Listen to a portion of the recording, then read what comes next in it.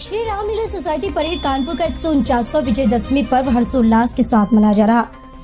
कार्यक्रमों का प्रारंभ हर वर्ष की तरह श्री राम कथा जो कि 11/9/2025 से प्रारंभ होकर 19/9/2025 तक रात्रि करीब 7 बजे से मर्चेंट चेंबर सभागार सिविल लाइंस में प्रतिदिन पूजा पद दीदी मां मंदाकिनी श्री राम किंकर जी के मधुर बिंदु से राम भक्त कथा का श्रवण करेंगे।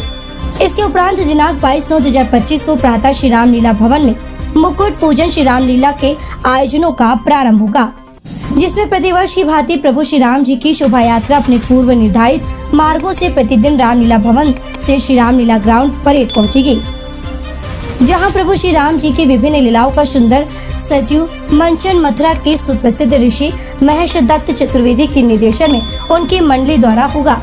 साथ ही दिनांक 25 सितंबर 2025 को श्री राम बारात श्री राम विवाह का प्रमुख आकर्षण शोभा यात्रा व लीला स्थल पर भी कानपुर के समस्त राम भक्तों को देखने को मिलेगी।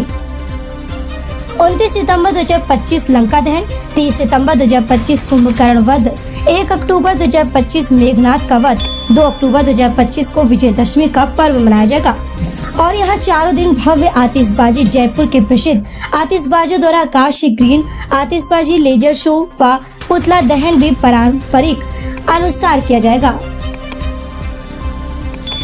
सोसाइटी के अध्यक्ष महेंद्र मोहन गुप्ता ने कहा कि दिनांक 3 अक्टूबर 2025 को रामलीला भवन में भारत मिलाप की लीला के साथ शोभा यात्रा अपने पूर्व निर्धारित मार्ग से भ्रमण करेगी।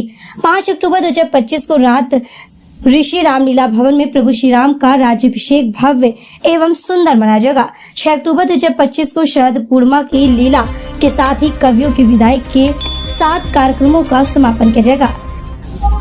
अध्यक्ष श्री महेंद्र मोहन गुप्ता, उपाध्यक्ष राजीव गर्ग, प्रधानमंत्री श्री कमल किशोर अग्रवाल, कोषाध्यक्ष पवन गर्ग, मंत्री अमरनाथ मेहरोत्रा, पवन अग्रवाल, आलोक अग्रवाल व लालजी शुक्ला, वीरेंद्र अग्रवाल, प्रवीण अग्रवाल आदि उपस्थित रहे।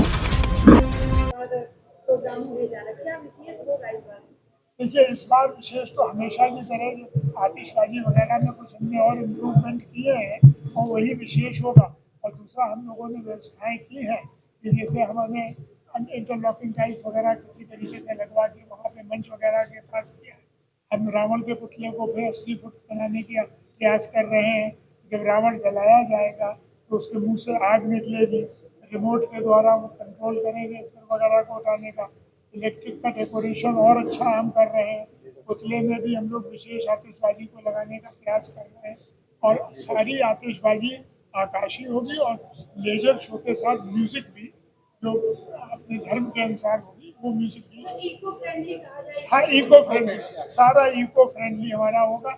और 149 वर्ष हो रहे हैं, जैसा मैंने अभी कहा है कि अगले 150वें वर्ष में हम चाहते हैं कि आप लोगों के सहयोग से प्रधानमंत्री जी को आप लाइए रामलीला के कानपुर के कार्यक्रम में, क्योंकि अगर 125वां साल के रामलीला का कार्यक्रम था लखनऊ में, वहाँ प्रधानमंत्री जी गए थे।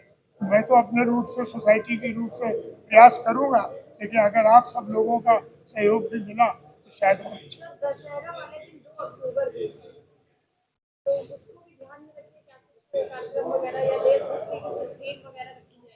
देखिए, जो हमारी शोभा यात्रा निकलेगी उसमें रथ निकालेंगे हम, उसमें जो महात्मा गांधी जी के आदर्शों को लेकर उसका, लेकिन क्योंकि रामलीला का जो मंचन है वो एक सांस्कृतिक धरोहर है और आपको ये मालूम है कि हमारे सारे जितने वहाँ पे काम करने कार्यक्रम होते हैं जो अपने वो होते हैं जो हाँ नहीं जो हमारे परफॉर्म करने वाले हैं, सब आज भी हमारे यहाँ जेंट्स करते हैं। हमारे यहाँ लेडीज को हम नहीं लाते। हमारे यहाँ कोई फ्लोर डांस नहीं होते हैं, कोई गाने बजाने। हम विशुद्ध रामचरितमानस के ऊपर आधारित है, तो वहाँ पर हम ऐसा कोई कार्यक्रम नहीं करेंगे। हाँ, जब मैं वहाँ पे आपका अवार्ड होगा उस दिन महात्मा गांधी जी को याद तो किया ही जाएगा, राष्ट्रपिता है।